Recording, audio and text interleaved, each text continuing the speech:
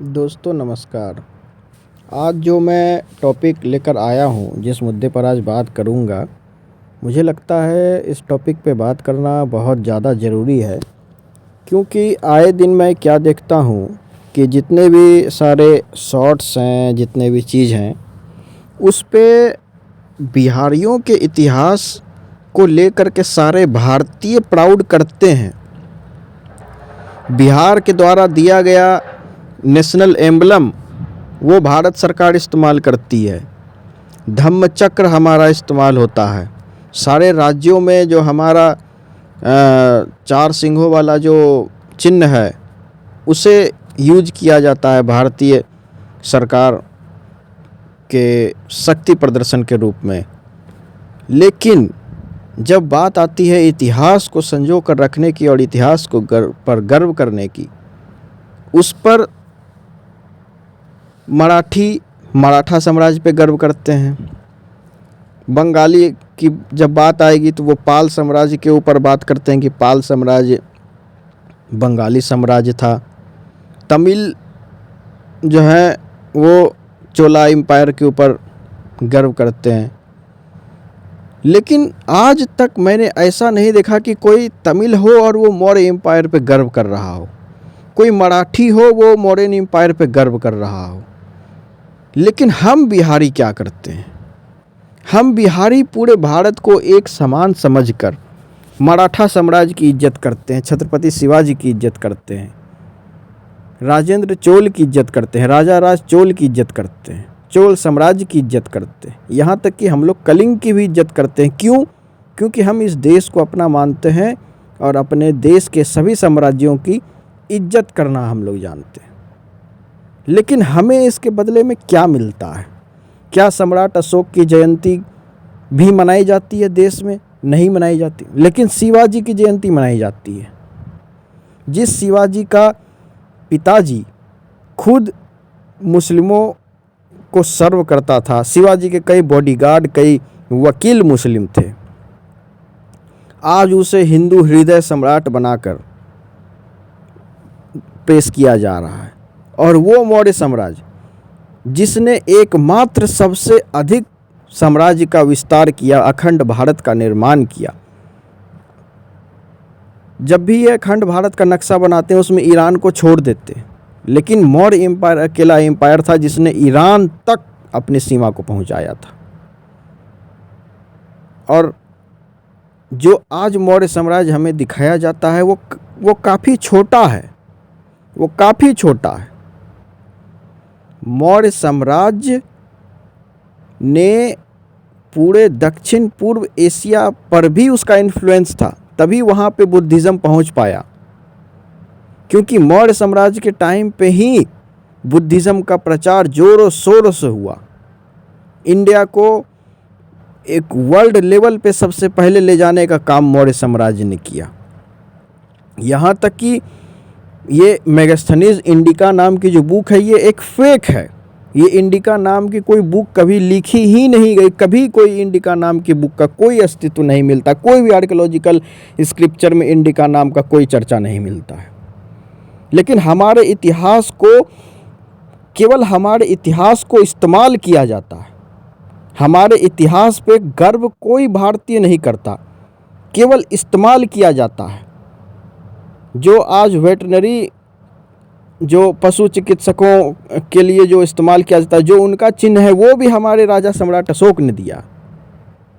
हमारे सम्राट अशोक और चक्रवर्ती जो टाइटल है ये भी एक बुद्धिस्ट कॉन्सेप्ट से आया हुआ है। हालांकि मैं इसे हिंदू वर्सेस बौद्ध एंगल नहीं देना चाह रहा हूँ, लेकिन फिर भी ये एक कॉन्सेप्ट जो आया सम्राट का, ये समरथ शब्द से आया। समरथ मतलब जो सभी को साथ लेकर चले, उसी से फिर बाद में सम्राट शब्द बना।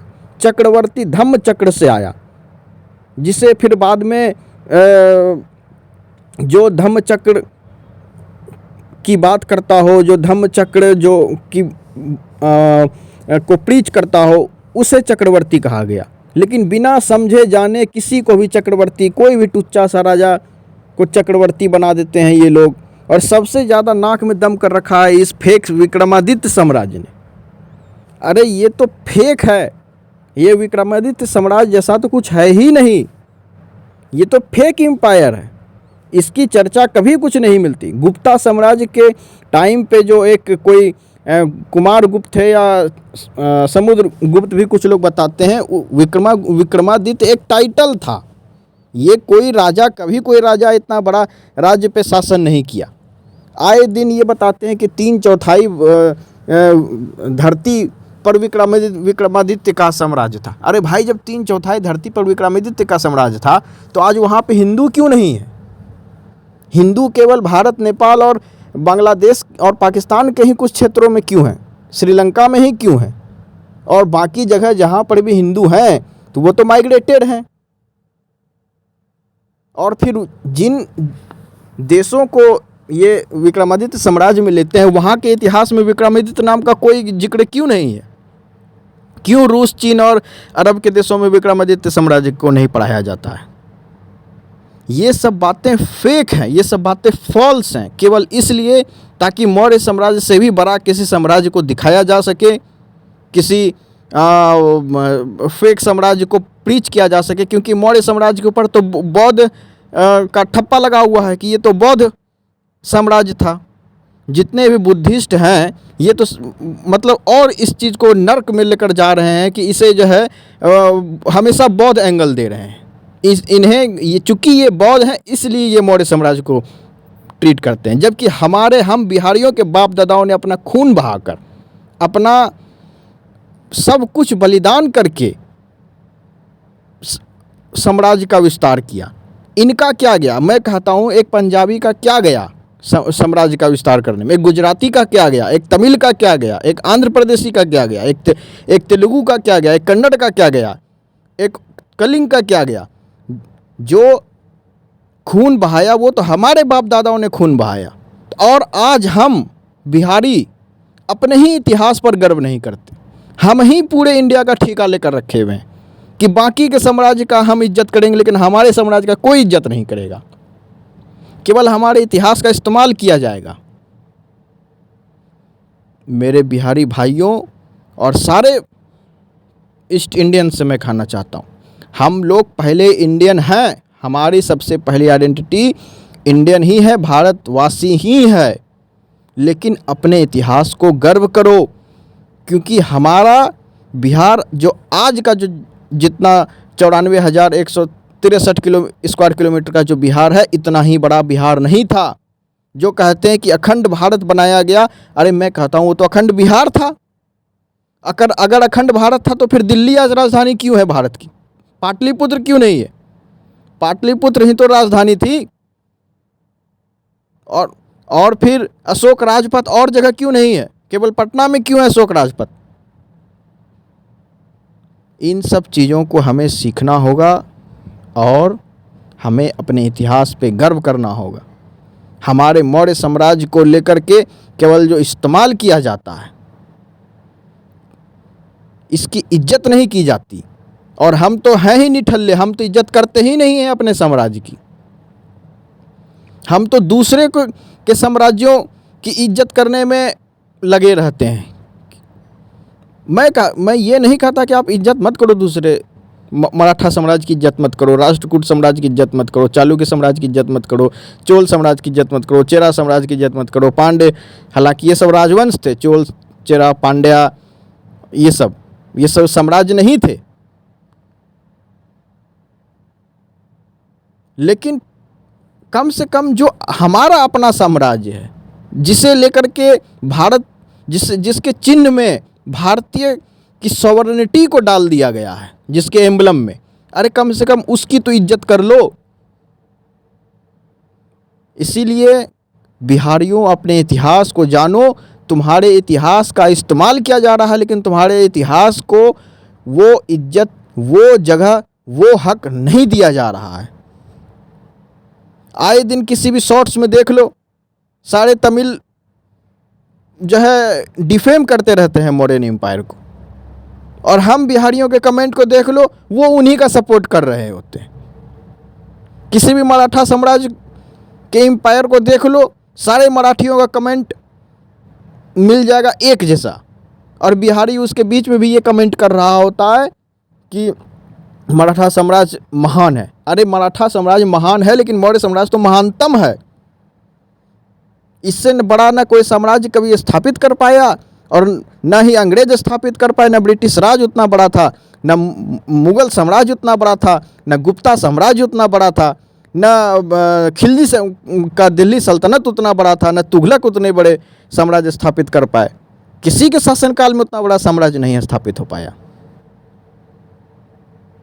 वो एकमात्र ऐसा शासन था, एक ऐसा साम्राज्य था जो ईरान से लेकर के आसाम तक और काराकोरम से लेकर के कोलंबो तक जिसकी इन्फ्लुएंस थी, इससे कहीं ज़्यादा गुना बड़ा साम्राज्य था।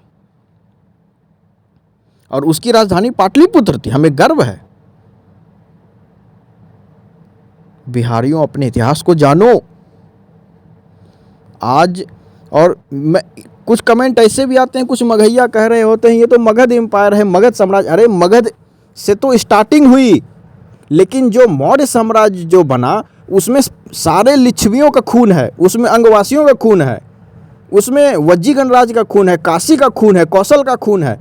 क्योंकि मगध के राजाओं ने तो हर जगह से शादी किया। अब मैं कहता हूँ सम्राट अशोक को आप केवल मगहिया कैसे मान सकते हैं? सम्राट अशोक तो आधा मगहिया आधा अंगवासी है। कई शादियां हुई, कई जो उत्तराधिकारी बने पाटलिपुत्र में, जो जिन्होंने शासन किया, उसमें तो सभी का खून मिला हुआ है। बिहारियों, अपने इतिहास को जानो, अपने इतिहास की इज्जत करना सीखो। बिहार, झारखंड, बंगाल, पाल साम्राज्य की स्थापना भले ही एक बंगाली ने की, लेकिन उस समय बंगाल बिहार जैसा तो कोई टर्म था ही नहीं। ये तो आज बने टर्म, बंगाल, बिहार, ये सब, झारखंड। ये झारखंड का क्या मतलब है? खंड मतलब भूभाग, और झार मतलब जहाँ जंगल हो, तो जंगलों का प्रदेश झारखंड। ये कोई टर्म है? ये कोई हिस्टोरिकल टर्म है ही नहीं। तो हमें जो एक अपना एक जो कल्चर है, ईस्टर्न उत्तर प्रदेश से लेकर के आसाम के कामरूप तक और उड़ीसा, छत्तीसगढ़ के कुछ भागों तक जो अपनी एक भाषा है, अपनी एक कल्चर है, उस पर गर्व करना चाहिए। हमने अपने प्राकृत भाषा का प्रचार किया, पाली स्क्रिप्ट को बताया। आज संस्कृत को बताया जा रहा है कि ये प्राकृत से भी ज़्यादा पुरानी है, जबकि संस्कृत का खुद मतलब होता है समकारित, जिन्हें बाद में संस्कारित किया गया हो। धम्म को धर्म बोलना शुरू कर दिए, तो एक नई भाषा का जन्म हो गया। इसे सबसे प्राचीन बना दिया आपने। तो हम बिहारियों को अपने इतिहास पे गर्व करना चाहिए। अपने इतिहास को वो इज्जत देनी चाहिए, वो जगह देनी चाहिए जो जगह है। अगर शिवाजी जयंती मनाई जाती है, शिवाजी जयंती को लेकर के सारे बड़े आला अधिकारी उसकी जो है सब शुभकामनाएं देते हैं, तो सम्राट अशोक की जयंती पर भी शुभकामनाएं देनी चाहिए। और इसे बुद्धिस्ट एंगल नहीं देना चाहिए। केवल बौद्ध का अधिकार है क्या? जो पहले हिंदू थे, हिंदू के अत्याचार होने के बाद बौद्ध बन गए, वो अपने बाप का समझ रहे हैं कि उनके बाप का है सम्राट अशोक और अजातशत्रु, वो हमारे हैं। भले ही उन्होंने बौद्ध धर्म का प्रचार किया, चंद्रगुप्त मौर्य तो जैन थे, फिर मौर्य साम्राज्य को कैसे उन्होंने बता दिया कि मौर्य साम्राज्य है बुद्धिस्ट एम्पायर था? इसमें तो सभी का है। आज ये बिंदुसार जो थे वो आजीवक संप्रदाय को मानते थे, जो कि आज खत्म हो गई। इसी के साथ मैं इस वीडियो को समाप्त करता हूँ। जय हिंद, जय भारत, जय बिहार। मगध, मगहिया जो गर्व है वो जिंदाबाद, और जय बिहार, अखंड बिहार की जय हो।